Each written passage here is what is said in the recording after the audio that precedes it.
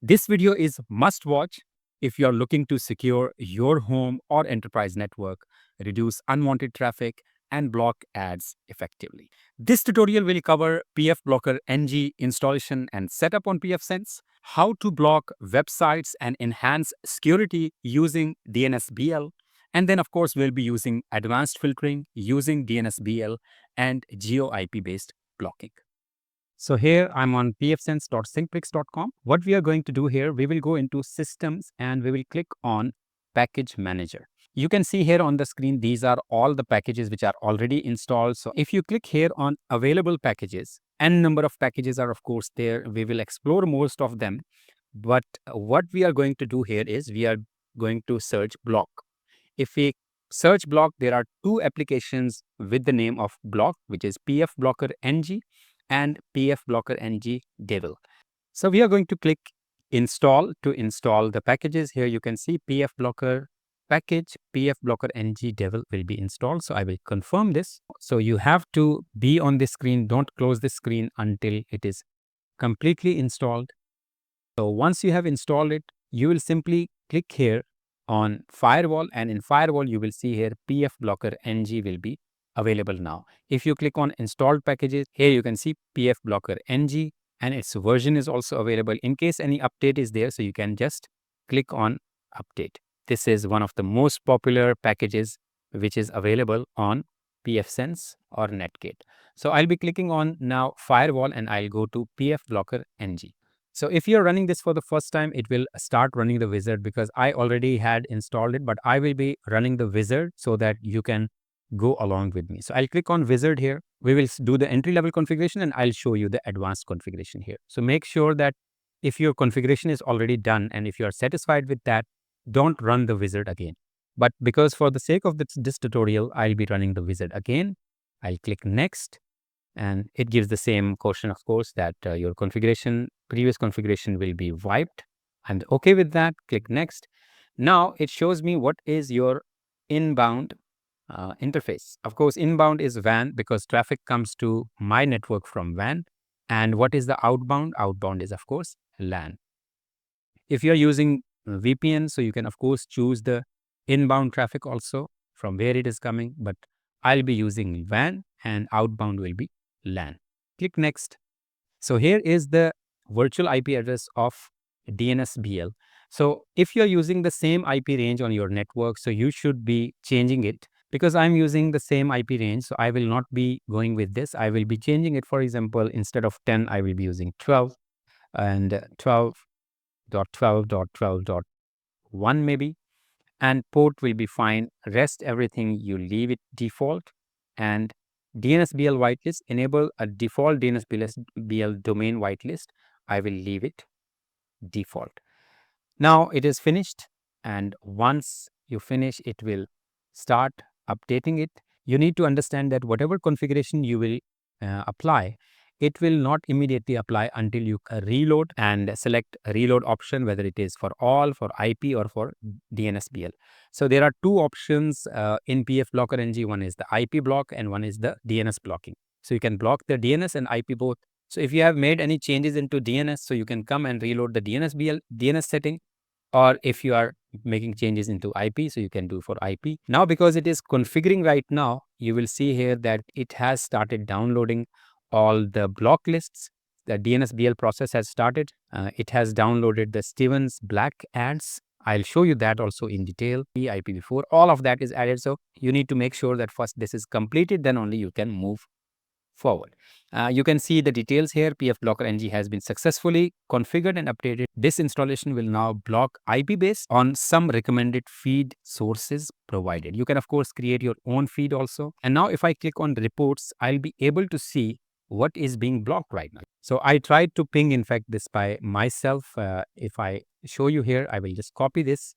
If I go here to ping, it will, of course, record that I tried to ping and it will be blocked. And if you want to see why it has been blocked, because Steven Black has added this into the blacklist, and these are, of course, ads blocked. So these are being blocked. So if I click on any of the information to check on any of these sites, this threat domain is this one, which is an ad. So where it is being, from where it has been blocked, so I can click any of these. For example, if I check Kaspersky threat intelligence, so I will just go there and it will show me that why it has been blocked. If somebody is telling you to enable that site, so you will first of all check whether it is having good reputation or not. If it does not have good reputation, then you can block it. So of course you can go and understand all the details, but just wanted to show you that now pfBlockerNG has started doing its work. It has started blocking unwanted sites or malicious sites. If you go into IP block stats, so you can see here all the statistics there. What are the top destinations? So on which ports the traffic has been blocked, which particular lists are being used. So I have one sync bricks which I have created, that is also added here, and PRI version 4. Here is the DNSBL. I will show you details also, but let me first of all show you these are different domains which got blocked on our network. So what has blocked? So you can see here mostly the ads are blocked, and who were accessing, of course these are the IP addresses on my network by date, by time. You can see all of that.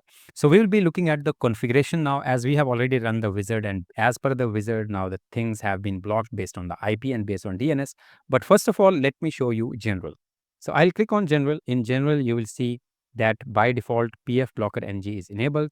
Keep settings, which means that the moment you will reinstall pfBlockerNG or you will upgrade it, so it will not wipe your settings, which we have done just now. So I had already installed it. I didn't want to delete the settings. If you enable this, it will keep the settings. If you disable this, it will remove the settings. So cron settings, so every hour it will keep on running the update and reload to make sure that the latest list of the IP block is available. So you need to make sure this is cron is already set. By default it is enabled, so you'll not need to do any changes here. These are the log settings. Log settings means that how many lines of logs will be kept for pfBlockerNG, for unified, for error, for extras, and all of that. Depending upon the storage that you have, you will be configuring that. If you want to go with more, for example 200,000 and 800,000 or 300,000, whatever, depending upon your storage, depending upon your memory, depending upon your processing power in your pfSense installation, so you can use that. So I have not made any change here, so everything is fine. So if you make any changes here, you will click on save, so it will save. Now the most important part is here IP and DNSBL. So IP means what IP addresses are being blocked to and from. So in IP, on the main page of the IP, if you see here that reduplication is enabled by default, suppression is enabled, so you don't make any changes here. Whatever is configured here, leave it the default here. So we will not make any changes here. And only the thing is that initially when you did the wizard, in wizard you have seen that inbound traffic was WAN and outbound traffic is LAN, and I'll save the IP settings. Now the main settings of the IP is updated here. If I click on IPv4, you will see the list of IP addresses which are blocked here. So there is a PRI1 which is added by default. This list contains multiple lists actually. If I click on edit here, so you will see this PRI1 has the PRI1 collection feeds from most reputed block list providers. So these are some of the reputed block lists, and I will show you here SSLBL abuse. If I copy this, it will show me the list of the IP addresses which are being blocked here. Right now you can see here this list has been deprecated. Maybe I can delete this because this list doesn't exist here. Sense Army, this is containing a big list in fact, and they are maintaining the list of all the bad guys. So you can see here these are all the bad guys IP addresses, and these IP addresses are maintained here. So traffic to and traffic from this network will be by default blocked. So these are some of the lists. Of course, you can add more lists also depending upon your needs and requirements. And I'll show you also that how you can add it from the feed. And you can see here down settings, you can access this setting in the list also, but here also you can see the settings. And all these settings you leave default and save the changes.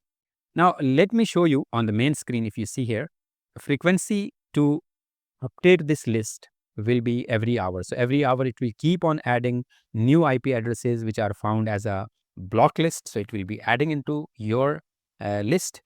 And here the action is deny outbound, which means that whoever is trying to access these IP addresses from your network, so they will be blocked. So it is deny outbound. But suppose I'm running, for example, some of the websites. So, for example, syncbricks.com, which is hosted on my local server here. So, I want to also make sure that whoever is the bad guy and trying to access my web server, they should also be blocked. So, how we can do that? We will be going here and doing the deny both. So, which mean that in inbound and outbound, both will be blocked. I will highly recommend you, if you are using any services or if you are hosting any service from your network, you do that. But even if you are not hosting any service from your network, it is good idea to deny both. The reason is because you have the public IP address and cyber criminals will definitely try to attack you. So you have to deny both and save the changes here. Before I take you back to GeoIP, let me click again here into IP and I'll show you the settings of this. Here you can see something which is called MaxMind GeoIP configuration. So you need to have the license for MaxMind. So you will provide the MaxMind account and MaxMind license key in case you want to have the geo blocking here. So how geo blocking works? So if you go to GeoIP, you will have the list of the countries from where you want to block traffic. So top spammers list. So right now, even if I do deny both, it won't work. The reason is because I need to have the MaxMind license. If you are using it for the corporate, if you are an enterprise, I will highly recommend you to go for this. If you are not accessing any services outside your network, so you can of course block those countries or block those proxy and satellites also. But right now, GeoIP will not work. The reason is because it needs the MaxMind license.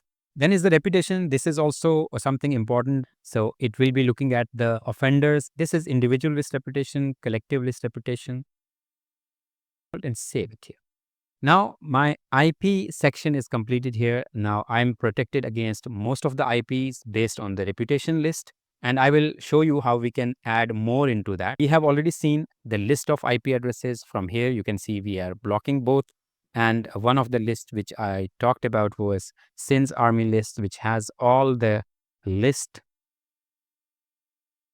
IP list here. So this was IP list, but what about DNS? In IP list, what happens that if you are trying to access any website, suppose I'm trying to access syncbricks.com, and if I take you to NSLookup syncbricks.com, it will first ask from the DNS server. So DNS server is 10.11.12.1, which is my pfSense. And then after that, it will take it to the public IP. So this is the public IP of my website, suppose, which is Cloudflare. So if I block, for example, syncbricks.com, so it will not even leave my network. It will block at my network. So DNS will be blocked at my network without going to the next step, which is the IP address. So that is where the DNS block list comes. So in order to maintain the DNS block list, you will be going to DNSBL. DNSBL or DNS block list will help you to block all the malicious DNS. So in the main page, you can see here by default enable DNSBL. It is enabled, and DNSBL mode is unbound mode, which is fine. You don't need to make any changes here. And here virtual IP we configured in the beginning. You can change it, but I will be keeping 12.12.12.1. And here IPv6 DNS block, in case you want to use that, you will be using. Other all will be kept default. And in case you want to now apply these changes, so I'll go into update. I will click on reload, and what I'll reload DNSBL and run. Because if you upload everything, it is going to take time. It is rebuilding the configuration. You can see here update process has ended. So now we are ready to move to the DNSBL again. And now you can see here DNSBL groups. And DNSBL groups, it is similar to the IP groups that we have seen. If you click on IP groups and if you click on IPv4, here also the groups were there, but these were the IP groups.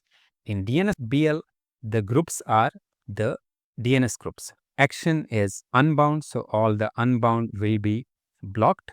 And what is the update frequency? Update frequency is once in a day. And where is the logging taking place? Logging will take place in the DNSBL web server or virtual IP address. So I'll click edit here.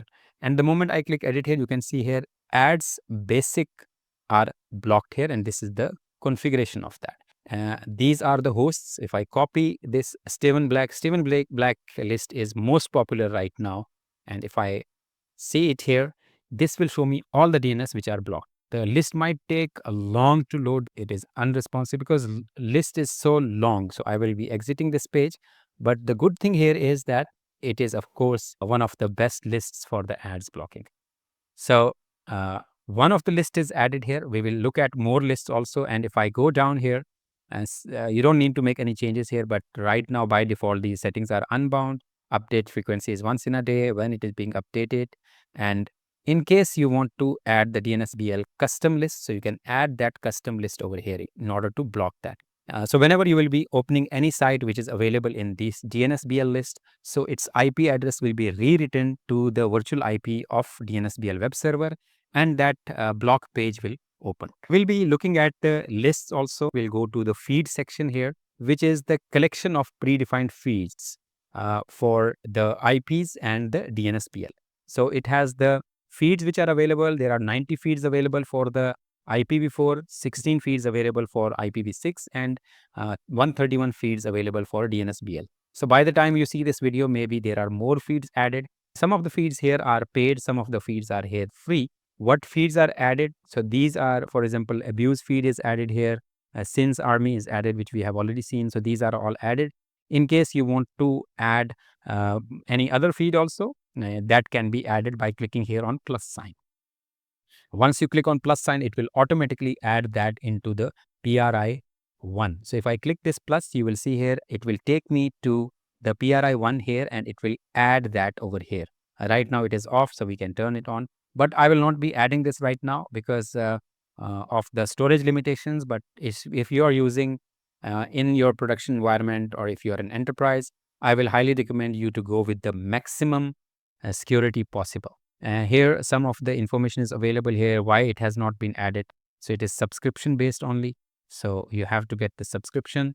And then if I go down here, these are some of the paid in PRI3 in case you want to add. And here are some of the other PRI4 lists also. So first category is the IPv4. And if I go to IPv6 also, so there are IPv6 categories also. I will highly recommend you to use the spam host IPv6 addresses, as we have not yet added any IPv6. So I will be adding that. And the moment you add that, so this will be available here. So I can just simply copy and paste this link to see what are the IP addresses. You can see there is complete CIDR, which is being maintained by spam host. I will just enable it. I will click on, and I will, action will be deny both. And finally, I will save the IPv6 settings. So now IPv6 setting has been saved. Of course, you need to reload to make sure that this settings gets added into it. So we'll go back to feeds, and IPv6, we have added one of the most popular list here, and it is now, you can see, added and enabled. Other lists can also be added. You can first of all see the information about this list.